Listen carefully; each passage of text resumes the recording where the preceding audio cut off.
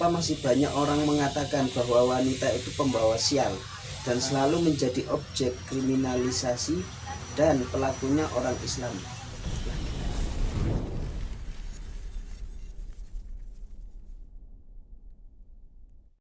Assalamualaikum warahmatullahi wabarakatuh. Selamat siang semuanya. Di kesempatan kali ini kita akan berbicara santai, berbicara mengenai seputar gender menurut perspektif pandangan Islam. Yang di sini akan kita ditemani oleh saudara Hainur yang mungkin bisa diperkenalkan sebentar lagi sebelum menginjak ke pembahasan seperti itu. Monggo Mas, bisa diperkenalkan. Oke, siap. Terima kasih atas kesempatannya. Kita bisa ngobrol santai, kita bisa berbincang-bincang, berbicara persoalan gender, dan semoga perbincangan kita itu bernilai positif ya, untuk kemudian menciptakan ruang dialektik yang produktif, yang inovatif, tentunya mengikuti budaya-budaya digitalisasi perkembangan zaman di era saat ini. Perkenalkan sahabat-sahabat, teman-teman semuanya, saya Ainur Rahman, saya mahasiswa Unisma, dan posisi sekarang masih berada di Unisma ya, masih belum jauh ke sana untuk kemudian menempuh kehidupan yang lebih praktis, akan tetapi masih terkategori sebagai seorang mahasiswa yang aktif di berbagai macam instansi organisasi, termasuk salah satunya juga kalau saya Mas di Unisma aktif di BEMU. Posisi saya di situ menjadi wakil Kementerian Politik ya, Sosial, Politik, Hukum dan HAM. Dan juga di luar daripada kegiatan itu saya aktif di organisasi pergerakan mahasiswa Islam Indonesia. Ini sedikit sebagai pengantar ya. Yeah. Sebagai pengantar ngobrol santai kita, sebagai pengantar diskusi kita yang produktif. Kira-kira begitu. Sekian. Untuk kesibukan sehari-hari mungkin bisa diceritakan. Ya, untuk kesibukan sehari-hari sebenarnya tidak jauh berbeda, seperti halnya layaknya seorang mahasiswa begitu kan, yang senantiasa olah hati, terus kemudian olah pikir, olah rasa, dan olahraga, kira-kira begitu. Dan itu kesibukan-kesibukan yang memang membudaya, yang sudah menjadi kebiasaan mahasiswa. Dan siapapun mahasiswa itu akan memiliki kebiasaan-kebiasaan yang begitu, walaupun ada kalanya mahasiswa juga yang ada kesibukan seperti halnya kerja, terus kemudian seperti halnya membantu orang tua di rumah karena posisi online dan tidak bisa menikmati proses perkuliahan secara luring ya. Akhirnya kemudian kebiasaan-kebiasaan itulah yang mendorong saya sebenarnya untuk kemudian bisa memanfaatkan situasi-situasi yang begitu sangat tidak mendukung terhadap akses dan proses pembelajaran yang saya tempuh di dalam dunia perkuliahan. Kira-kira begitu kesibukan-kesibukan yang saya rasakan dan yang saya alami untuk sementara waktu. Oke, selanjutnya kita bisa menginjak ke pembahasan ya Mas ya. Mungkin ada beberapa pertanyaan yang akan saya sampaikan yang bisa kita sharingkan, kita jadikan obrolan santai kita pada siang hari ini seperti itu kan. Ada satu pertanyaan di sini, adakah aspek historis gender dalam Islam? Itu untuk pertanyaan pertamanya. Oke. Kita interaktif saja ya. Iya, kita ngobrol santai ya. Sebenarnya saya bukan narasumber ya, bukan seperti hanya narasumber yang sudah berkompeten.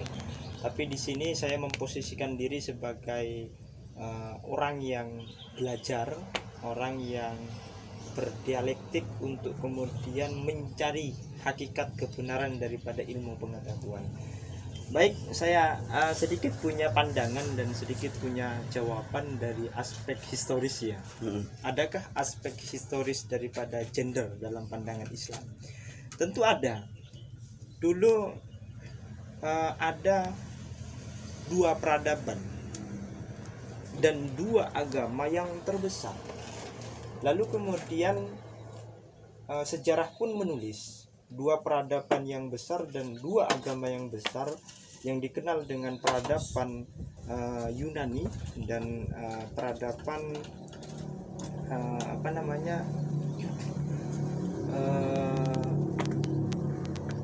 Nasrani.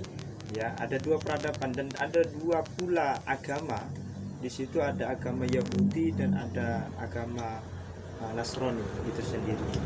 Maka eksistensi daripada perempuan ya dari dua peradaban tersebut dan dua agama besar tersebut memiliki nuansa tradisi yang berbeda pada kala itu.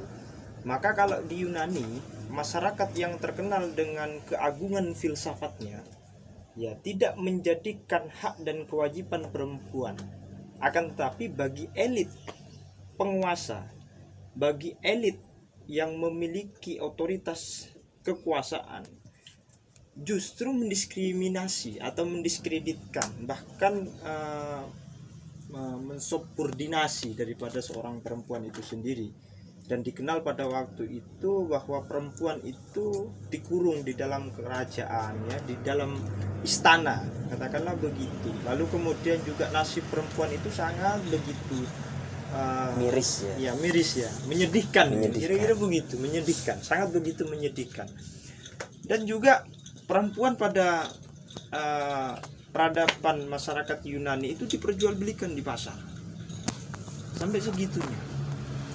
Nah, maka untuk peradaban Romawi ya saya sedikit ralat ya. Yang tadi itu bukan Nasrani, tapi Nasrani itu adalah agama. Tapi yang tepat untuk kemudian mengatakan dua peradaban itu yang terakhir itu adalah peradaban Romawi. Ya. Peradaban Romawi itu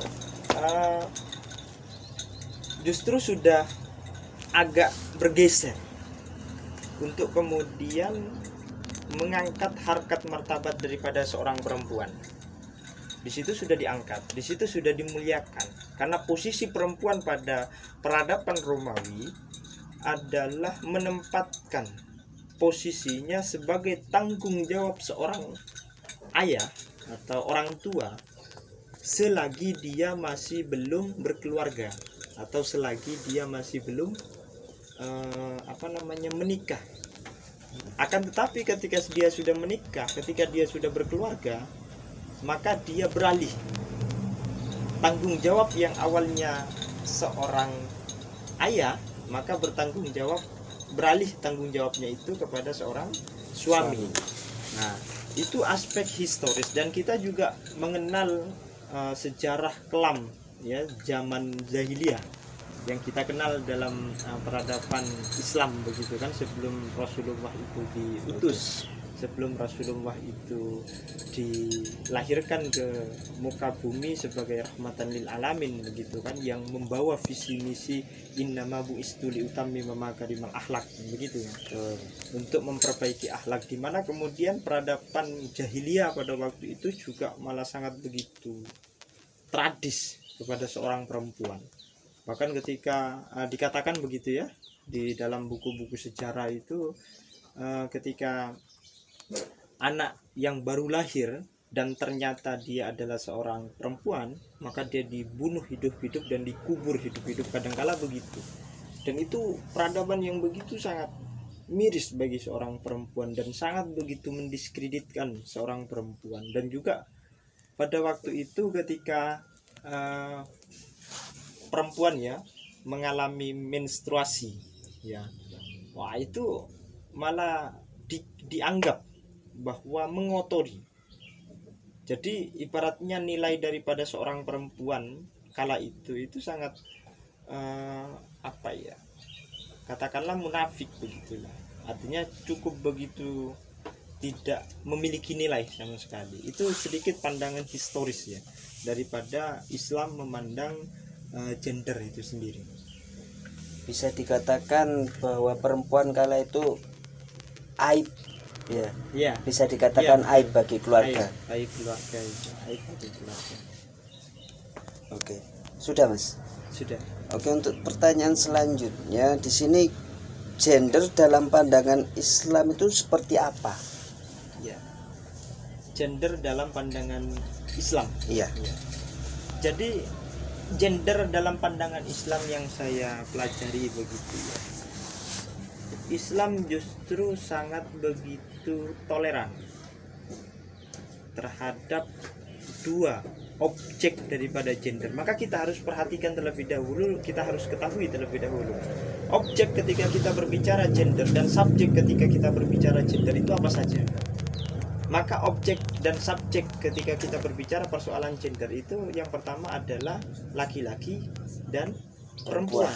Jadi terkategori manusia, bukan hewan, bukan tumbuhan. Jadi terkategori manusia antara laki-laki dan perempuan yang memiliki dan yang mempunyai peranan untuk melakukan komunikasi ya, komunikasi sosial, interaksi sosial. Dan itu yang menjadi objek daripada gender. Kalau kita kenal dengan istilah feminim dan maskulin begitu kan. Kalau feminim dia seorang perempuan, kalau maskulin dia seorang laki-laki. Nah, oleh karenanya Islam itu sebenarnya memberikan pandangan terhadap kita untuk kemudian memahami gender, wilayah-wilayah gender. Mana posisi perempuan yang kemudian harus setara dan di mana posisi perempuan yang harus memang dia itu di bawah grade-nya daripada seorang laki-laki. Maka dijelaskan di surat An-Nisa itu ar-rijalu qawwamuna 'alan nisa. Nah, itu ayat yang kemudian menjelaskan bahwa perempuan itu posisinya berada di bawah daripada seorang laki-laki. Bukan berarti kemudian ini tidak setara dan bukan berarti kemudian ini diskriminasi terhadap perempuan. Tidak, ini dalam konteks keluarga. Ini dalam konteks rumah tangga. Dan memang perempuan hanya satu kewajibannya adalah taat dan patuh terhadap suami. Itu ar-rijalu qawwamuna 'alan nisa di surat An-Nisa. Oleh karenanya untuk mengukur kesetaraan itu sebenarnya banyak di dalam Al-Qur'an kita temukan paradigma Islam. Ya, seperti halnya laki-laki dan perempuan ya, sama-sama sebagai makhluk daripada Tuhan begitu, atau hamba daripada Allah Subhanahu wa taala. Dalam Quran surat Az-Zariyat itu dijelaskan begitu di ayat 56. Dan juga manusia itu sama-sama sebagai khalifah. Ya, di Al-Qur'an juga dijelaskan panjang lebar. Lalu kemudian juga manusia ya sama-sama memiliki potensi untuk meraih prestasi. Itu juga dijelaskan di dalam Al-Qur'an. Misalkan salah satunya juga dijelaskan di surat Al-Hujurat ya, kalau nggak salah itu dikatakan ya ayyuhan nasu inna khalaqnakum min dzakari wa unsa wa ja'alnakum syu'uban likabaila lita'arafu inna akramakum indallahi atqakum. Dan juga di surat Al-Baqarah itu kalau nggak salah ya, entah itu surat Al-Imran juga dikatakan laqad karramna bani Adam, bahwa Tuhan itu memuliakan anak cucu Adam. Tanpa harus kemudian dikatakan perempuan dan laki-laki, tidak, semua manusia dan semua anak cucu Adam itu dimuliakan. Dan anak cucu Adam itu kan terkategori seorang laki-laki dan seorang perempuan. Itu Islam memandang. Dan Islam itu sangat rahmatan lil alamin. Karena kita ketahui bahwa perempuan itu justru rahim daripada kehidupan kita, Pak. Kalau misalkan tidak ada perempuan, kita tidak akan pernah terlahir. Kan begitu kan. Nah, itu sedikit ya sekilas Islam berbicara persoalan gender. Mungkin pertanyaan selanjutnya ini mempunyai korelasi dengan pertanyaan kedua tadi. Iya. Memang jika demikian menurut Islam, kenapa masih banyak orang mengatakan bahwa wanita itu pembawa sial dan selalu menjadi objek kriminalisasi dan pelakunya orang Islam lagi? Nah, sebenarnya bukan teorinya yang salah begitu kan, bukan Islamnya yang salah, tapi itu adalah konsekuensi daripada interaksi sosial. Misalkan salah satu analogika saja ya, yang cukup sederhana. Kita ketika pacaran, Nah ini kadang-kala ini anak-anak muda itu kan kalau sudah pacaran itu diistilahkan hampir sama dengan posisi di mana dia itu sudah akad begitu ya, sudah akad nikah kan gitu kan. Sampai segitunya. Nah, maka itu sebenarnya konsekuensi sosial menurut saya, dan perlu adanya forum-forum kajian gender, lalu kemudian juga perlu adanya kajian-kajian gender untuk kemudian menanggulangi dan untuk kemudian mengedukasi, memberikan pembelajaran bahwa hal-hal yang seperti itu tidak baik. Itu sudah justru bukan lagi memposisikan bahwa perempuan yang didiskriminasi, justru perempuan tanpa dia sadari bahwa dirinya mendiskriminasi dirinya sendiri. Nah, kenapa kemudian demikian? Maka jangan salahkan Islamnya, maka jangan salahkan Al-Qur'annya, katakanlah begitu. Jangan salahkan hadisnya, tapi salahkan seseorang yang melakukan hal yang demikian, karena berlandaskan dari ketidaktahuan. Oleh karenanya orang yang tahu memiliki kewajiban untuk memberikan pengetahuan hal yang sedemikian rupa, bahwa itu adalah larangan dalam agama. Ya kan, kita pacaran itu sebenarnya larangan dalam agama, dalam tanda kutip maksudnya. Ketika kemudian kita menyentuh tangan yang beda muhrimnya, itu yang disentuh gitu ya. Itu sudah larangan itu. Nah, kira-kira begitu. Berarti cuma persoalan konstruksi sosial saja. Nah, konstruksi sosial saja. Oke, next. Bolehkah perempuan memimpin? Kira-kira dalam pandangan Islam itu seperti apa? Boleh. Iya, Boleh, ya? boleh. Maka dikatakan juga di dalam Al-Qur'an itu man amila sholihan min dzakari wa unsa wa huwa mu'minun falanuhyiyannahu hayatan thayyibatan wa lanajziyannahum ajruhum bi ahsani ma kanu ya'malun. Jadi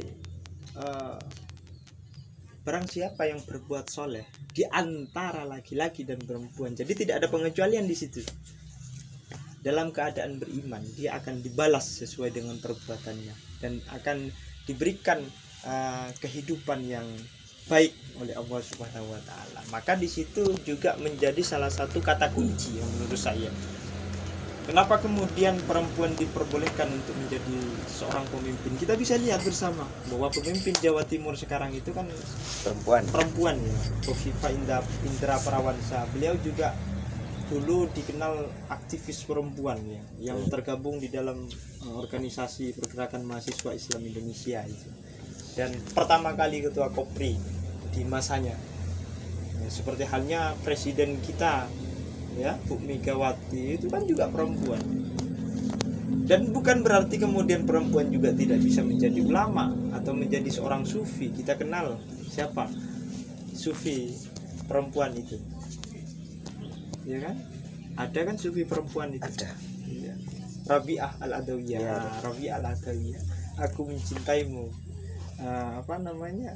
hanya tertuju kepada mahabbah, cintaku kepada Allah. Itu Rabi'ah Al-Adawiyah itu bukan, makanya jadi kalau di era sekarang ya, di zaman sekarang sudah tidak asing menurut saya ketika perempuan itu memimpin, karena itu bentuk kesetaraan.